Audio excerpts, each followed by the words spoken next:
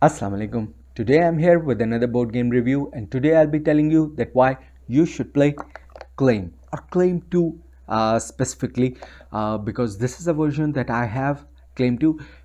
Claim and Claim 2 are essentially the same game but with different kind of special powers. So I'm going to show those powers at the end of the review, so that you can understand what makes the game different between Claim 1 and Claim 2.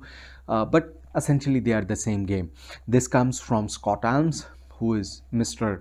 Tiny Epic, whatever game you want to put in front of him. But this does not come in the Tiny Epic series because this game was published by Deepwater Games, which is a two-player trick-taking game. Now, normally trick-taking games don't work with two players, but this game really does work with two players because it splits the game into two kind of halves, where in the first half you're trying to actually play the tricks to actually win the cards which you are going to use in the second half, and the second half you're playing the tricks with the cards you just won to actually get the points. So first half doesn't give you any points, whereas the second half is the winning points tricks. So you have a little bit of control, but just like any other card game, there is always going to be a matter of luck that which cards you drew and which cards came out in the right order or not. So let me get closer to the table and show you how the game works, and then tell you my final thoughts in the end. In the first phase of the game, you're going to give 13 cards to each of the player, and the remaining 26 cards, which is 13 again for each of the player, is going to be set aside, and that's how you're going to start the game. So each of the player is going to have the complete access to all of their cards, and what's going to be done is from this deck is where the candidates are going to come from. So for example, the first card will be revealed, and then the players have a choice that do they want to win this trick or not, and they are going to be playing tricks from their hand to declare that they want to win this card or not. So remember, this card itself is not going to be considered as the suit of the game. So for example, if I'm not intending to win this card, I'll be playing one of the lower number cards. Again, each card is a colored card depicting one of the factions of the game, and I will come to those factions in a bit. So if I'm not interested, so maybe I will be playing a low numbered card, so maybe I played a 0 as well. The other player will be doing the same, so from their hand of cards they will be selecting one of the card, and they played, let's say, a 1 card. So in this case, well, they will have to follow suit ideally.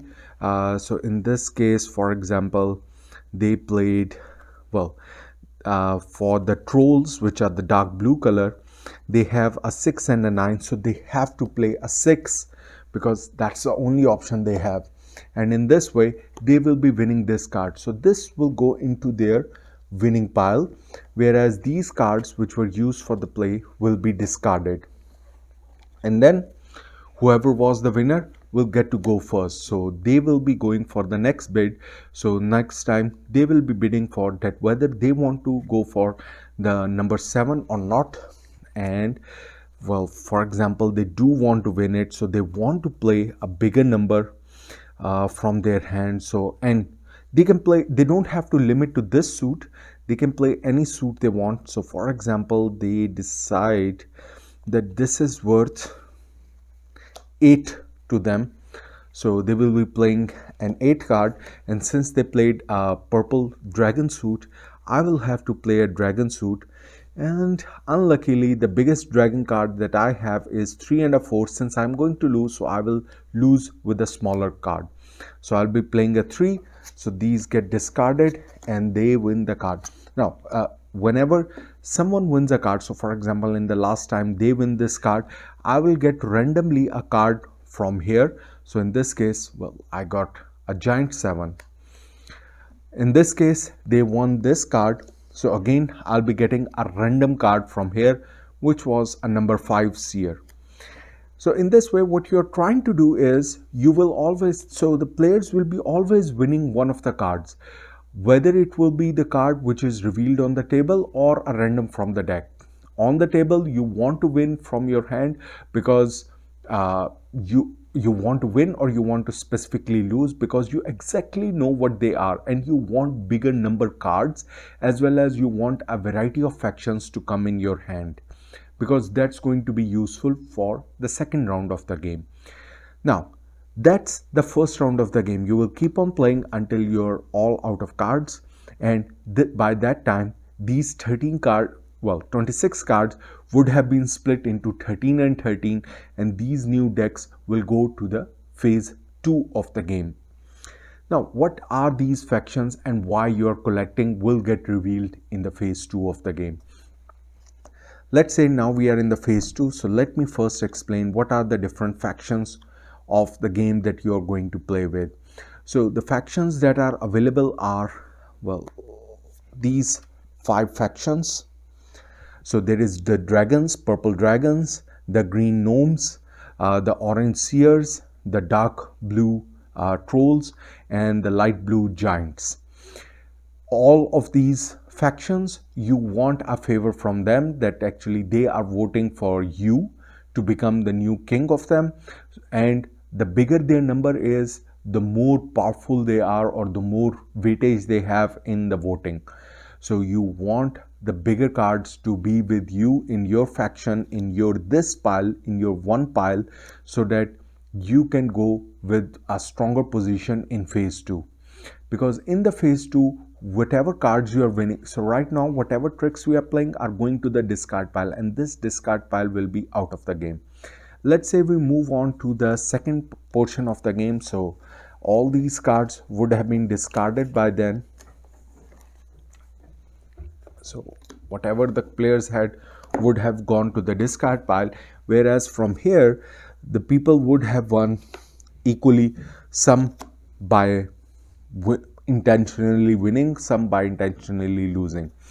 And now what will be done is that the players are going to take turns to win the voters which are going to vote for the king. So in this one, you're not winning the cards, but you're winning the actual tricks, and they are going to become your scoring piles. So for example, if I had these cards and I'm trying to win, so maybe I will try to play a green 9 gnome, and of course they will not have a number 9 or a bigger number than this, so they will try to lose with a number 5, and I will be winning these gnomes. Now these gnomes are not going in the discard pile. In the phase 2 of the game, whatever you win are going to come into your victory pile, and these are what counts as points. So let's say next time, well, I played a 0 or a smaller number, let's say a 4 troll, because I don't want to reveal my better cards for the time being, and the other player played number 8. So they will be winning this pile. I'm not showing you the special powers of them, so understand just the phases of the game. So they will be winning this trick. By the end of the game, you will keep on doing this and keep seeing that who is winning. So everyone will have some different piles for different factions that they would have won. So for example, if this was the condition, so we will be comparing each faction with each faction, that how many voters of each faction everyone has. So I have, let's say, 2 seers, ignoring the number, just counting how many voters I have.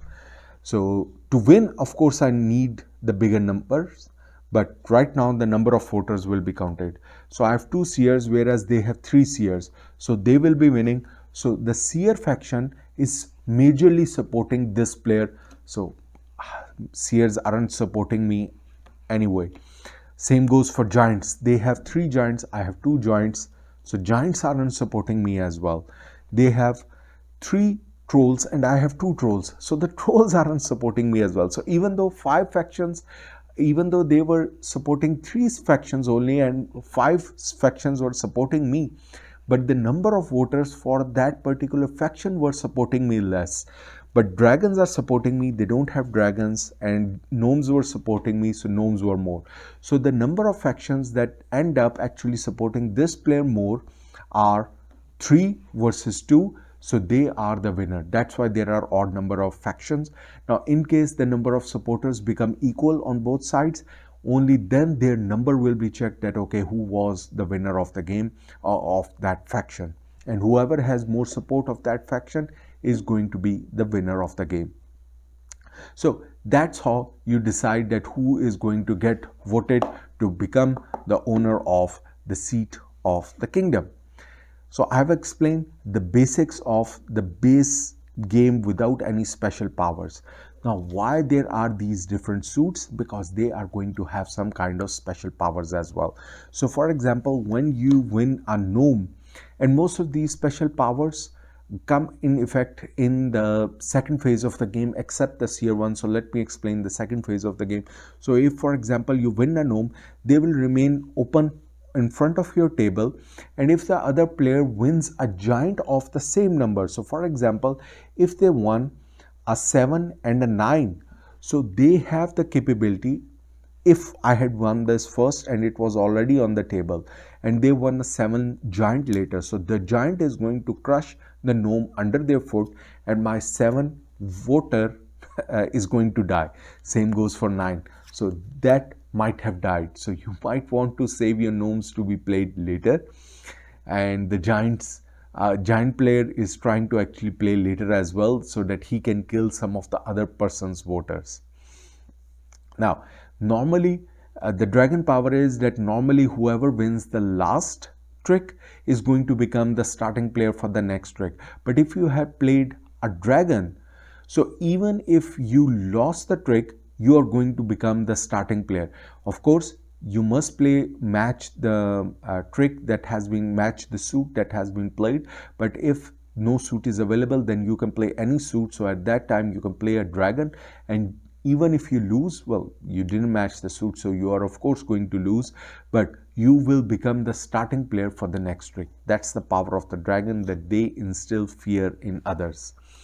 So gnomes by itself don't have any power, they just get killed. Trolls, on the other hand, don't like each other. So if for example someone played an 8 and someone played a 2, they will not go to anyone together. So the winning player is going to keep the 8, whereas 2 will remain on the board. So the next player, whoever wins the trick, it has to be without a troll, whoever wins the trick will take the troll as well. So the trolls never like each other. That's how the trolls work. So that's why you can sometimes have odd number of people against each other as well. So I've already explained the giants. Now the last thing is the seer, whose ability is actually only applicable in the phase 1 of the game when you're trying to select the voters. So what the seer lets you do in phase 1, if you remember that there was a pile, and if you even won, there was one card which was revealed, so you were always fighting for this card. But if you win with the seer, then you have the capability that you can then decide, you can see the future, that you want to win this card, or you can peek at the next card and then decide, I'm not taking this, I'm taking this one instead, and this one will go to even the losing player. So that's the ability of the seer. So seers are very powerful in phase 1 of the game. And that's the different abilities of the different characters. Now if you're playing with any other version of Claim, like the original Claim, I'm showing you the abilities from Claim 2. There are different expansions of Claim as well. So the base game is going to remain the same. The concept of this phase 1 to win the cards which you're going to use in phase 2, and phase 2 is for winning the tricks, and those tricks are which count as points. So that concept is going to remain the same for any version of Claim. Actually what changes are these factions and their abilities. So you can mix and match these factions as well, and that makes the game have more fun. You can mix different kind of factions, but of course some factions work well with other factions, like the giants work well with the gnomes, otherwise they don't work well. So as long as you take care of that, you can even try to mix those things as well. So that's in Claim in a gist. So that was Claim. Now few things that I have to tell about the game itself is, first of all, regarding the artwork of this game, that is absolutely beautiful, because one of the good things about this game is that each card is going to carry unique art. They could have just done one suit, one character. So for example, if it was a dragon, they could have put just same dragon on every card, but that's not what they did. They actually went and made the 0 level dragon a puny dragon, whereas level 9 dragon is kind of a mean Lord of the Ring type conclave dragon, which is going to instill fear in people. Same goes for giants, that you have some kind of baby giants in level 0, whereas you have some mean giants in the bigger one. So each card is going to carry different artwork, which is a refreshing thing to see, because the cards mean something. There isn't much text on the cards, which is, I think, slightly negative, because especially if you're starting the game, you might have to remember, okay, what is the special power of the card. I think it's much easier for the multilingual that know languages on the cards itself, and you just have to change the rule book itself to make it different language compatible. But I really wish it was available on the card, because especially in the initial games, when you are trying to familiarize yourself with the different abilities of the character, especially if you get the expansions and other things or different versions of claim, then you really need to know that what's the special ability of each of the characters, so that you can use it more effectively rather than forgetting it. The other small nitpick is going to be regarding the color scheme that they chose for the gnome character and the giant. So even though these are going to look very different, but this is actually not a nitpick. It actually happened with my father when I was playing with him, that the bottom part of these cards, he was looking at just the bottom part, and he thought both of them were green cards. So he thought they were both the same faction, because again, to them, it's really these fantasy characters don't appear too much different. The gnomes had big ears, and the giant was wearing a horn cap as well, so they looked to him the same, and the green grass. And that didn't happen one time, it happened multiple times as well. So he thought they were the same faction, and he confused about them. So even though it's a small nitpick, they already had gone with the light blue background for the sky portion. I would have wished that they made the giants maybe even bigger, that they didn't have to show the green ground at all, so that there was no green color confusion, and it had made the giants look bigger on the cards as well, that it was, the giants are so big they couldn't even fit on the card, something like that. So that's the only two nitpicks I have with the game. Now, the game does come in a small form factor, which I think is a brilliant thing to do, because a small form factor doesn't only make this game really portable, it saves the environment, it saves shelf space on your shelves, it saves money as well. So as gamers, I think we should be supporting such developers and such games by buying these games more, because one of the reasons that games like Splendor come in a big box is that they want those games to pop up on the shelf, whereas nobody will pay attention to games like Claim because they come in a smaller box. But as gamers, it's our responsibility that we pay attention to these kind of games and give them their right due, because they pack a punch. They are very simple, have some kind of unique mechanism that you're not going to find in bigger games, and come in a small package which deserve to be paid attention to, so that the developers keep on paying attention that okay, even this small form factor can sell good in market. This form factor is the same as brilliant game from Alexander Pfister like Oh My Goods, and I love that form factor as well. So much game in such a small pack, and this game is no different as well. There is so much fun and so much to think about. Players will be playing, and after their first game they will realize, oh, that's how you play. So things spark in their mind, and then they realize what they have played, and then they will say, okay, one more, because now I understand what has happened to me, and now I want to try some of the tricks that why you were tricking me into winning these kind of poor characters. Now I will try to do the same thing, and next time they will be, oh, how smartly you use that power of the character. I want to do that again. Let's play it again. So again and again, that happened multiple times when I was playing with my father, with my wife, that they wanted to play this not just once but multiple times. That's a sign of a good game.